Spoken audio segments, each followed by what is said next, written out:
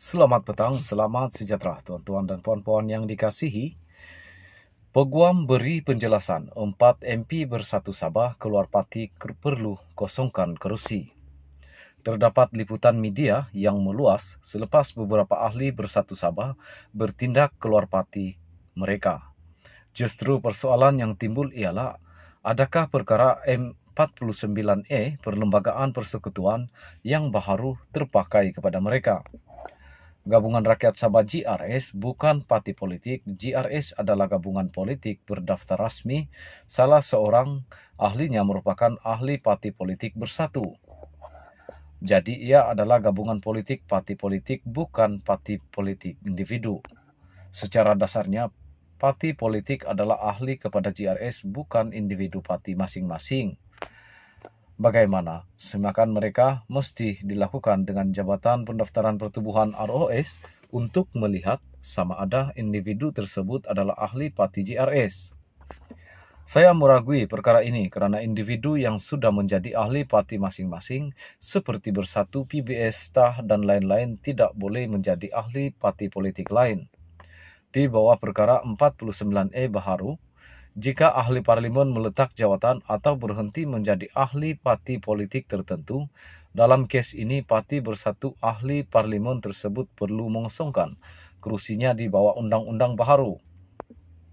Satu-satunya pengecualian jika parti politik itu sendiri, misalnya bersatu adalah berhijrah secara en blok dan satu gabungan parti politik ke parti politik yang lain. Dalam kes ini hanya ahli tertentu bersatu yang berhijrah ke gabungan lain. Kita juga perlu melihat apabila calon-calon ini bertanding dalam PRU, mereka adalah ahli parti mana dan dia di bawah manifesto parti mana yang mereka mewakili semasa pilihan raya PRU umum. Pada asasnya, artikel 49E Perlembagaan Persekutuan menyatakan, 1.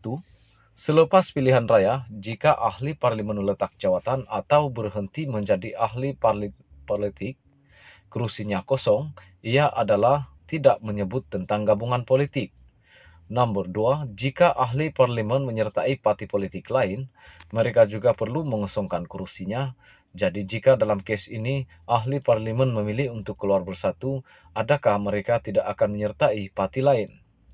GRS bukan parti politik berdasarkan tetapi gabungan parti politik berdaftar. Jika sekarang jadi individu-individu ahli parlimen ini keluar bersatu, parti politik manakah mereka sekarang? Sebarang pertukaran parti daripada parti asal mereka akan membangkitkan persoalan berhubung artikel 49E. Ada yang mengatakan 49E baharu tidak terpakai untuk Sabah kerana ia belum dibentangkan dan diterima pakai. Saya percaya ini hanyalah berkaitan dengan kerusi DUN, bukan kerusi persekutuan. Perlembagaan persekutuan terpakai kepada semua termasuk Sabah dan Sarawak. Perkara 49E mengenai anti lompat parti telah dimasukkan ke dalam Perlembagaan Persekutuan. Oleh itu, secara semula jadi ia mengikat semua ahli parlimen Dewan Rakyat.